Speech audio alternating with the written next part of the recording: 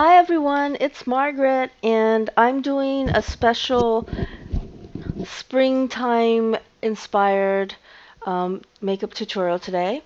And this is just something that I really wanted to do because there's so many beautiful flowers that are all coming out right now. And I wanted to just kind of do something that is reflective of the colors that are really prominent in the springtime, and also what's going on with a lot of the trends with the makeup right now and the colors and things like that. Although there's a lot of nude kind of bare looking, androgynous looking makeup going on with, very almost like nothing look. There are some elements to color that is being used, and so this is my take on it, and I really would love to, do something that will inspire you guys to try it out. So here I just did a very smooth foundation on the face and basically making sure that everything looks really clean and very neutral and very just very even tone and flawless. And so now I'm taking my complexion brush and I am just setting the face really well. And so the color that I'm using that I've been seeing a lot is the purple orchids colors. And so this is what I'm going to do is I'm just going to do a swash of orchid all over her face and her eyes especially. So I'm taking a slight orchid highlighting powder, and it has a little bit of a metallic, and I put it on the brow bone. And I'm taking a cream shadow, which is a purple orchid color, and I'm just taking a flat rounded brush and I'm just going to go all along her lid, and I'm taking it all the way into the crease of her lid and just smoking it out. And this is all going to have a nice gradation, but at the same time, if you were to use, like I say, a black color on this, it would really look like a smoky eye look. So I'm just going to do a smoky eye version using this orchid purple, and I'm taking this color just blend it all over her lid as one, deep intense color um, pattern for the lid. So here I'm just going around and making sure that everything looks really, really evened out. And I'm going to blend this all in. It's definitely going to have a nice blending aspect to the eyes. And I'm just going to gradiate all the way up into the inner crease of her lid, and see how I'm just taking my blending brush here and I'm just moving it out and I'm blending it in into the highlighting area just to soften it. And so using the cream and powder mixture really does allow you to move the cream helps you move the product around a lot easier, and then the powder kind of sets it. So here I'm taking that powder, I'm sorry, the cream purple color, and I'm going underneath her lash line. And I think you don't want to go so heavy with it because you want everything to still have a softness to this color. And like, you can go intense, but you can definitely, keep it subtle, which I'm doing here. Even though the color is still very bright, it still has a very soft aspect to it. So I'm constantly just blending and adding, blending and adding. So I'm taking the blending brush again now underneath and just blending it out.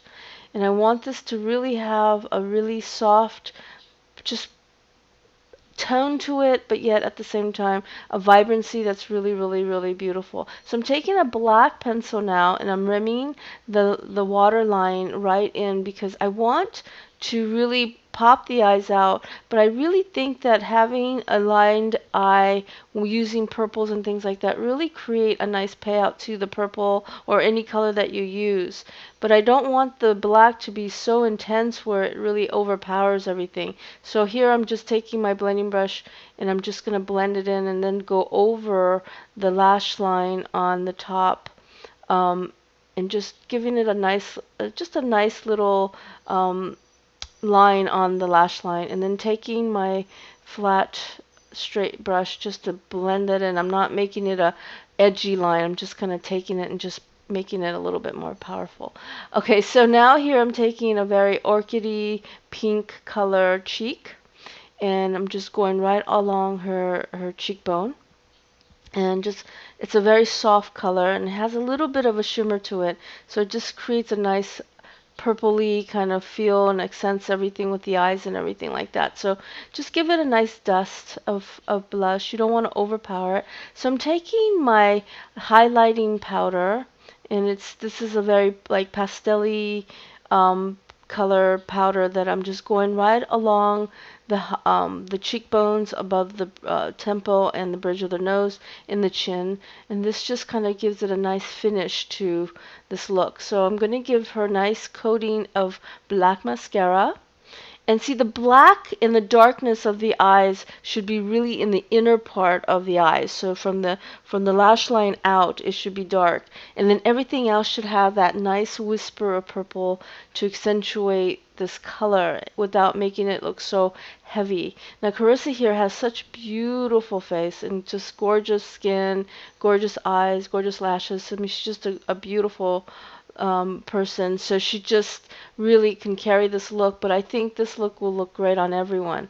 Now, when you're doing intense mascara, for sure, I always go over it with a mascara brush again, a clean one, just to kind of take any of the excess clumps out, because one of the things that I hate more than anything is looking at lashes that are so clumpified, and I hate that. So here I'm taking my mustache brush and I'm grooming her natural brows.